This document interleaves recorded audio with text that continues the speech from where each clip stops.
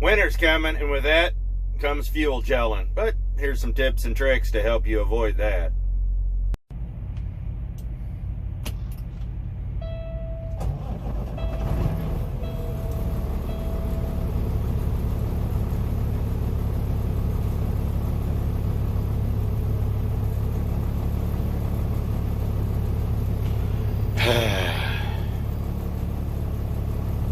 Now, when it comes to these trucks, especially in modern ones, they have tank heaters, they have fuel filter heaters, they have all sorts of these preventative maintenance things that are supposed to help with fuel gelling, but they don't stop it. This truck itself has an Arctic Fox tank heater, and the last 2 winters I've done nothing but gel. So I think it has a lot to do with the fuel, and a lot of times with modern fuels and all that, when they take the sulfur out, there's lots of paraffin in it, wax, whatnot.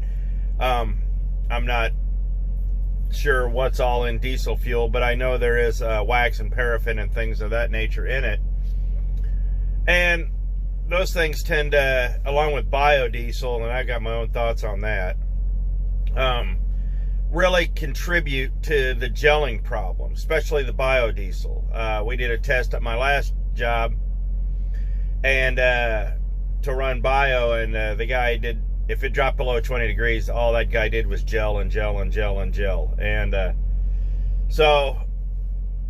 but all that aside, here's some tips that, just because I've been through this. So let's get the hood popped on this thing, and I'll show you what we're talking about and what we're dealing with here.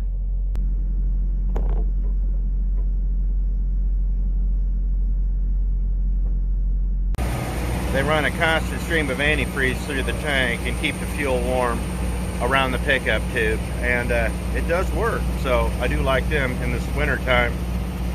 You just open the steam will actually come up. It's kind of fun to watch.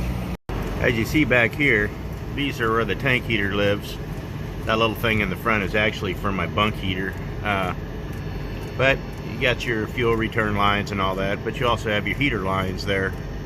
And this is for, I believe, the Arctic Fox system. Fuel comes up through the main line here, and then comes to this guy right here. This is the weak link, but it comes through here, goes through there, and then into the engine. This plastic filter right here is where the main problem always ends up happening. There's a heater in there that doesn't seem to want to work well, but the problem isn't the heater not working well, it's the fact that it's right here in the wheel well. Only an engineer could find the worst possible place to put it. But basically what this thing does is it separates the fuel from the water, and it's important to keep all of the water out of your tanks as much as possible in the wintertime, because you'll watch this thing go up, and I've actually watched it go up and down quite a bit this last oil change, because there's been a lot of water in my tanks, and I've been getting a lot of water because of the hot and cold, and this thing was up to here yesterday. I put some additive in it, and she's back down. You get a good crosswind and this thing will turn into a ball of ice, and I'll show you when the hood's closed. And here it is with the hood closed. Now if you notice, there was a little tin on that that fuel filter. That's the microns. That's how big the holes are that let the fuel through. Usually on these trucks are designed to be run with a 7 micron filter. The problem when it gets cold is 7 microns will gel up a lot faster than a 10. So a lot of times in winter times, guys switch to 10s. So let me show you. So this is basically what the filter looks like. I keep a couple extras in the truck. So this is a 10, and this tells you the micron rating of the filter, basically how big the passages are through here. But when it gets real cold, sometimes guys switch. A lot of times it's go big or go home. This is a 25 micron filter. If you're going to be in extreme cold weather and you risk gelling, or you're already starting to gel, you might put one of these in for the time being until you can get someplace warmer. This will allow the fuel to flow a little more. It might let a little more junk into your engine, but it should be fine. Basically what that Dabco filter is getting water out. The fuel goes through, the water doesn't. But you want to keep that clean. So let's talk some additives. Got the truck fired up. I swear, this thing has an air leak that we cannot find, but I think we're closing in on it. Here's something else that was a neat option on this truck that I think every truck should have. This is a fuel filter gauge. It'll tell you how clogged it is. In the wintertime, if this hits about 10, that's how I know it's gelling up. On a 7 micron with dirty fuel, it'll bump up to 5, or it'll bump up to 5 when there's a lot of water in. But when I get the water out of it, this thing will be running around 1 to 2. So it's kind of what you want. The lower the better, as long as you know your fuel pump's not dead. But this right here is a great place to start to monitor your fueling. So I'm going to have to head off and do some work here in a few minutes, but let's talk additives before I take off, and then when we take off, I'll see if I can't get you a good shot of how that fuel filter gauge works. When it comes to additives, you have all sorts of options, as you see here. Not so many in the truck stop, but there are a bunch.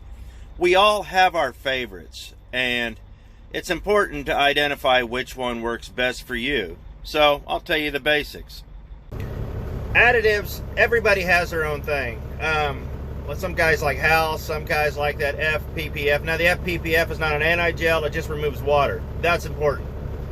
But I like the meaner cleaner from Hal's. But you gotta be careful with Hal's products, and for some reason it seems like one product will work great and the other one that seems great will not. But I think a lot of them do specific things and whatnot, and sometimes they can get a little confusing even for me. But what you really want is an anti-gel with no alcohol. You want something that removes water, and and then they'll have all the other little additives and things. It improves mileage and blah blah blah. Basically what it's doing is thinning out the fuel a little bit so it'll flow better, and getting it to where it won't freeze. And that's the important part. You need the water dispersal. And if you look on the back of the bottles, you need it to specifically say it removes water. Now, like with the power service, you got the silver and the white. The silver is basically for summer. It's just performance. It cleans the injectors and all that. That's my favorite, actually. But the white is for the winterizing. It's an anti-gel, and it removes water and does all that. Most of these products all do the same thing. You just have to find out which one works best for you. But there's a catch. So what do I mean by there's a catch? Well, in today's world with different fuels and all that, gelling is taking care of a completely different way. It's more of a chemical process now than it used to be. Well, I guess there's a different order of things that need to be done. Conventional wisdom from the old days doesn't work anymore. The old days of putting heat in your engine or anything with alcohol or thinning it out with unleaded gas, that will destroy your emission system. It'll create lots of bad times on the road. If you put a little bit of unleaded gas in to thin out your fuel with these new modern trucks and you burn up your catalyst, guess what? Insurance is not going to cover that. Your warranty's not going to cover that. It's just, you have to really watch what you do. But when it comes to these additives, you also have to watch what, like I said, what additives you put in. If you get an additive, make sure you get one that's alcohol-free, removes water, will not void warranty. You got to make sure it doesn't mess with your sensors, stuff of that nature. That's why it's very important to read the back and figure out precisely what you need to do. Like we've seen in the store, there's a bunch of different additives there for sale, but you have to find the right one that's going to work best for your application, what you're wanting to do, and one that's not going to hurt your sensors or void the warranty on your truck. The choice is up to you. Just act with discretion and try to do things the right way. That way you don't have a bad time on the road and you don't screw with your warranty. Because I'll tell you what, especially on new trucks, you spend this kind of money, you better protect your investment. On the things like the Extremes and the 911 and all that, those are not anti-gels. That's for after the disaster's already happened. Those will get you going. But those are not things to be putting in your tanks to prevent gelling. that 911, that's not going to stop gelling. That's just going to get you ungelled once it's already gelled. It's going to help you get going, help get your truck warmed up and all that. And that's what that's for, because I thought that was for gelling too. Boy, I'm just turning into an old man today. That's what that's for, and it's not to prevent gelling. So you have to be careful with the products that you buy to make sure it's an anti-gel, not an extreme or an emergency kind of thing to help you get you back on the road. There is a difference, and the difference is significant, and sometimes it's kind of costly, because yeah, trust me, the first winter I had this, I gelled up massively. So what did I gel up that first winter? Well, brand new truck, water pump went out in Madison, had to get that fixed. That's when I learned that the warranty that I spent $7,000 on was absolute crap.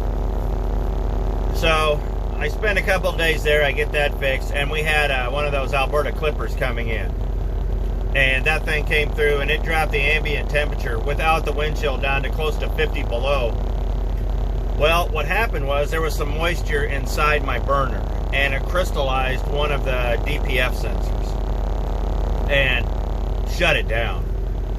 And it threw the thing into limp mode. I made it to Toma, to the Peterbilt there, and you couldn't idle it. I had to shut it off, and this thing just turned into a brick. And the mechanics were all getting all indignant, saying, "Why didn't you plug it in?" I said, "Well, there was no plug-ins." "Well, why did you shut it off?" "Because the stop engine light was on, and that's what you do." And that took several hours to ungel in the shop. Heaters on the tanks. We did a couple of different filter changes. It was tough, and it took a good day to work out of that. So what did I do to work out of that? One thing you need is a winter front. I don't care. I zip tie cardboard to the front. This doesn't have any connectors. I don't care. I hook a little zip tie on there. I zip tie cardboard to the front, and keeps the engine temp up. When I start heading down south where it's a little warmer, I get myself some stuff to remove the water from the tanks, because this isn't winterized fuel down here, and we'll talk about that in a minute. But I zip tie cardboard to the front. I block off the radiator, and this thing will run right at the it'll tend to run right at the thermostat, so get some good heat in the truck, so I like that. So after I got the cardboard to the front, I knew I needed to do something. I had a lot of additive and about 6 bottles of 911 in there trying to get that fuel to actually flow so we could get the truck long enough so the tank heaters would heat up. But the line, part of the problem, not only the line from the tanks to the DAPCO filter up there, the water separator, that's not a heated line. That's not even an insulated line. About the only thing we can figure out to do to keep that stuff from gelling, because it comes out hot, but if it's that cold, it's going to freeze once it gets to the DAPCO filter. So one of the things you can do is wrap a baby diaper around it. Sounds stupid. It's insulated, it's got padding on it, and it's got plastic around it. Dumb as it sounds, get yourself a pair of Pampers, wrap them around with some string or a rubber band. Tape won't stick when it's that cold. And do that. But another thing we did was find number one fuel. And number one fuel really helped. In places like Wisconsin and Minnesota, number one is pretty readily available everywhere. I'm sure it's available in a lot of the other northern states too. And it's just a higher grade of fuel. It doesn't have really any bio. I'm not sure the whole specifics of it. I probably could look it up if I really cared. All I know is it's not blended. And it works really well, and truthfully, I had half a tank when I got over to the Quick Trip there in Austin, Minnesota, and my little fuel gauge was going up and down. It was hitting 10, so I topped the tanks off at number one, and it dropped down to about 5 because the fuel's warm, it's coming out of the ground, and number one helped. But also, remember that winter front, even if you got number one and it keeps gelling, park for a few minutes, let the engine bay heat up, and and you'll watch your gauge go back down. I did that 3 times that trip. It started getting to 10, 11, I would stop, hit the high idle, sit for about 20 minutes, and then the filter fuel would start flowing again. So that's something I did there. But we made it out of there all right. But gelling is a serious thing. But if you go up north and you get blended fuel, there's something else that's going to happen. The guy next to me is looking at me like I'm crazy because, well, I don't know. I'm talking to a phone, making a video. The fuel that you're going to get up north is going to be winter blend. And this has happened to me. It's happened to a bunch of people I know. If you're not ready for it, especially like up in Sioux Falls, they mix it thick up there. And you mix in winter blend with bio. And as I've said before, I've got my own issues with biodiesel. But what ends up happening is your truck will literally lope like it has a cam in it. You're going to lose about a mile, mile and a half per gallon. It's going to suck a little bit, but your truck's going to get a little lower of a rumble, just boom, boom, boom, boom, boom, like that, and it's fine. And if you end up going down south and have to put southern fuel in it, you'll hear the rumble go away. It's just a fuel-related thing. It doesn't do anything. It'll be fine. But that's just something. I mean, I know several guys that have done that, and suddenly they thought their trucks were breaking. Their truck's not breaking, just the fuel. So, but if you go down south and get southern fuel, just remember, you come back north, you're going to need to top it off with some winter blend again because fuel down south isn't treated. Just looked at the clock. It's time for me to go to the customer. So, let me see if I can make my way out of this truck stop, and we'll probably finish this up at the customer's. He won't know. He won't care. So as we're driving, the fuel pressure gauge shows you the pressure that's going through the Dabco filter right now, and it'll fluctuate with engine speed. So as we wind this video up, I told you there's a few incorrect ways to do this, but there's no real set in stone correct way to do this. Each gelling incident is going to be different on its own accord. Thankfully, I'm here in Newberry, South Carolina right now, so it's warm. But I'll be heading back up north to Sioux Falls here shortly, where it's not. Some winters, I've had winters where I haven't had to put a drop of anti-gel in. I've had some winters where it seems like that's all I do. And so you have to take each trip on its own merit. If you go back and forth like I do all the time, when you're constantly switching between blended and summer fuel, you might need a little. But if you're primarily staying up north where it's always cold, and you may not. So it's just some food for thought.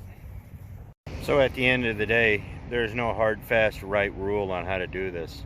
You just do it depending on the situation. Just be prepared. This all comes down to preventative maintenance.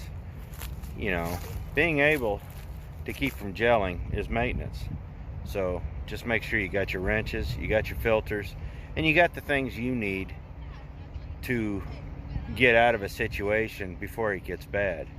When I notice I'm start gelling out, I don't ever let the truck shut off. I shut it off for about 30 seconds. I swap out that primary, and we're back on the road. So just make sure you have all the tools and things you need to keep yourself safe this year. If you're a company driver, talk to your company. See if they want you to put any kind of anti-gel in the trailers. After all, it is December right now, and this weather right now only happens down here. If you're a company driver, talk to them about what they want to do with their trucks, and if they don't want to do anything, don't sweat it. They're the ones paying the tow bill. So I appreciate it. Thanks for watching. Be safe out there. You know, make sure you got good winter gear, clothes, boots, whatever you need. But also make sure you got all the stuff for your truck so you can be safe and efficient and make some good money this year without a whole lot of downtime. So I appreciate it. Thanks for watching. We'll see you next video. I might have made a mistake staying here. To the left, one exit, there's a big truck stop and a Waffle House. To the right, there's a smaller truck stop and a Waffle House. There's a crap Donald's here. Side is that I got free coffee and a shower.